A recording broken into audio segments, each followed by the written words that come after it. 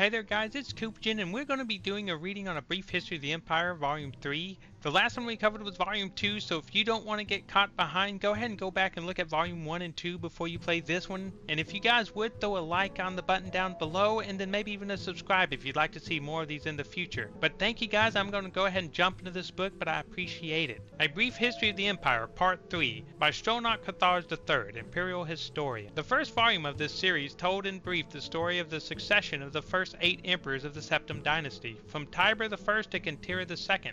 The second volume described the War of the Red Diamond and the 6 emperors that followed its aftermath, from Uriel III to Cassander I. At the end of that volume, it was described how the Emperor Cassander's half-brother Uriel IV assumed the throne of the Empire of Tamriel. It will be recalled that Uriel IV was not a Septim by birth. His mother, though she reigned as empress for many years, was a dark elf married to a true Septim, Emperor Pelagius III. Uriel's father was actually Catariah I's consort after Pelagius' death, a Breton nobleman named Galavir Lariat. Before taking the throne of Empire, Cassander I had ruled the kingdom of Wayrest, but poor health had forced him to retire.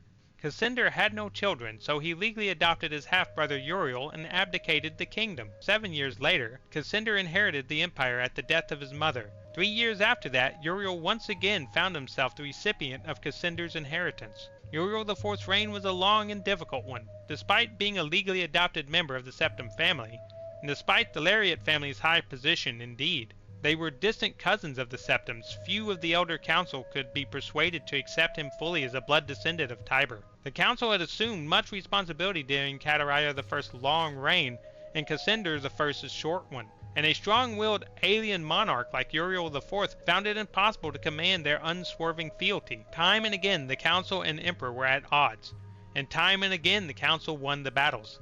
Since the days of Pelagius II, the elder council had consisted of the wealthiest men and women in the empire, and the power they wielded was conclusive.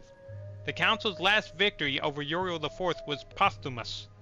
Andorak, Uriel IV's son, was disinherited by vote of council, and a cousin more closely related to the original Septim line was proclaimed Sepphoris II in the Third Era, year 247. For the first 9 years of Sepphoris II's reign, those loyal to Andorak battled the imperial forces in an act that the sage Irantine called Tiber Septim's Heart Beating No More. The council granted Andorak the High Rock Kingdom of Shornhelm to end the war, and Andorak's descendants still rule there. By and large, Sepphoris II had foes that demanded more of his attention from Andorak. From out of a Cimmerian nightmare, in the words of Irantine, a man who called himself the Camoran Usurper led an army of Daedra and undead warriors on a rampage through Valenwood, conquering kingdom after kingdom. Few could resist his onslaughts, and as month turned to bloody month, in the Third Era, year 249, even fewer tried.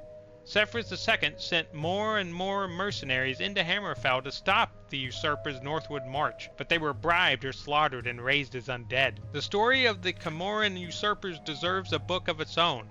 It is recommended that the reader find Paulox Ilthrae's The Fall of the Usurper for more detail. In short, however, the destruction of the forces of the usurper had little to do with the efforts of the emperor. The result was a great regional victory and an increase in hostility toward the seemingly efficacious empire. Uriel V, Sepphoris II's son and successor, swiveled opinion back toward the latent power of the empire. Turning the attention of Tamriel away from internal strife, Uriel V embarked on a series of invasions beginning almost from the moment he took the throne in Third Era, year 268. Uriel V conquered Roscria in the year 271, Cathnoquae in year 276, and Yanethslia in year 279, and Esroniet in year 284.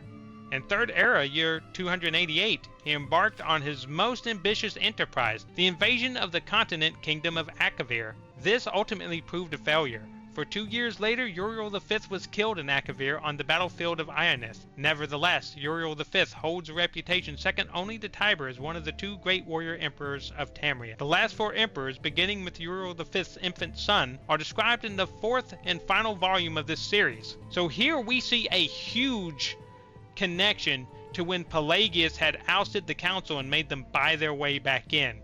This emperor, the 4th anywho, had literally no chance of winning because this council was so influential through their riches. So that's one thing that absolutely devastated his reign, as caused by a previous emperor, something that I knew would eventually come back. I mean, it was a few book reads later, but we do see the effect now of what happens whenever you throw out actual wise elder council members in exchange for ones with deep pockets. So guys, that'll be the third volume, and then we'll do the final volume here soon. I hope you guys enjoyed this one, and I thank you guys kindly. You have a good one, and I'll catch you later, okay?